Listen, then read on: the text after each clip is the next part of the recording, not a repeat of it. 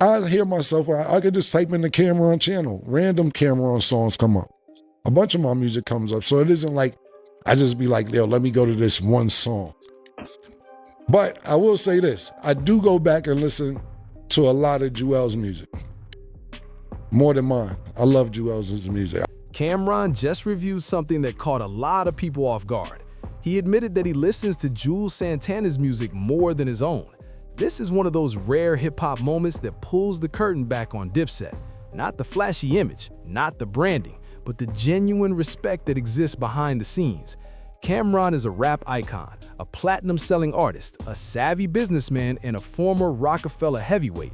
Yet when it comes to what's actually in his headphones during his downtime, he says it's Juelz Santana, not himself. And that shifts the whole legacy conversation.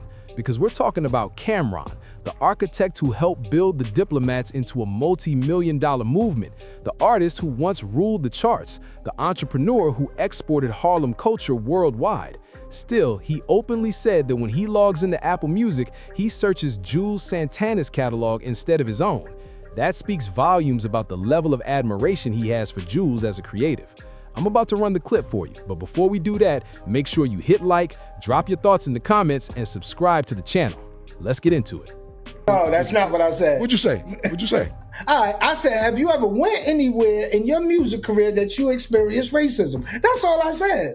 You made it about the office in Midtown. Why would they be racist? No, that's not what I asked you. Have in your music career, have you ever went anywhere and experienced racism? Then you said Ray Charles.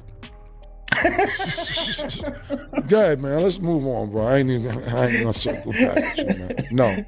No. Yeah. Sorry, I ain't performed with Ray Charles and Sammy Davis and them performed that.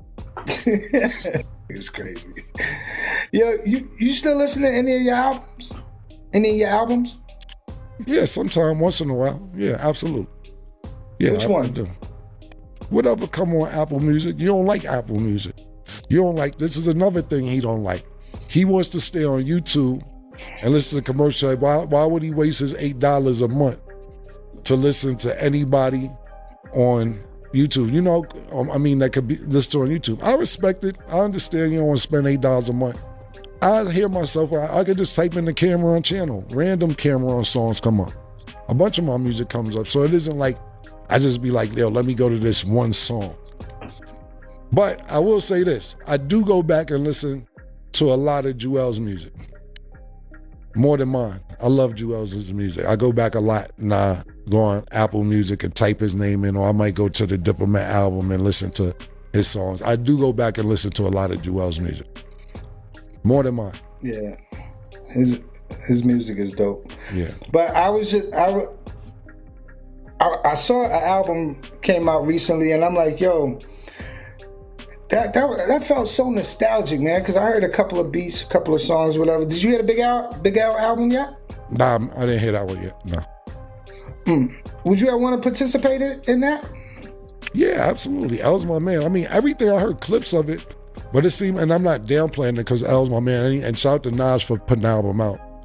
Definitely shout out to Nas, but it seemed like all the verses I heard thus far, I heard before. But if it could help feed his family and make them a couple dollars, I'm all for that. I think that's dope. And then, yeah, I would have loved to participate and being a part of that, but they didn't reach out to me.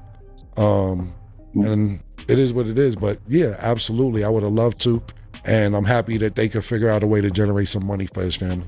Real respect shows up in what you do when the cameras are off. Cameron didn't have to tell the world he plays Juelz Santana more than himself.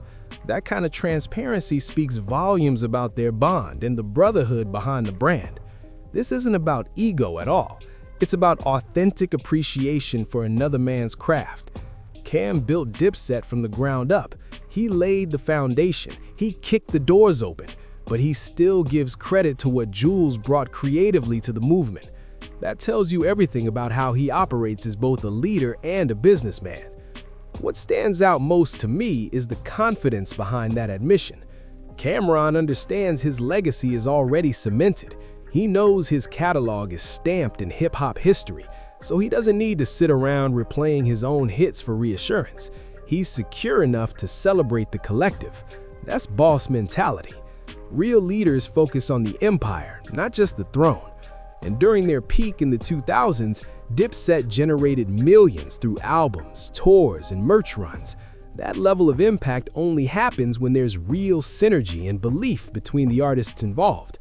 So let me throw this to y'all. Does Cam listening to Juelz more than himself prove just how elite Juelz really was in Dipset's prime? And when we talk legacy, who had the greater imprint on Dipset overall?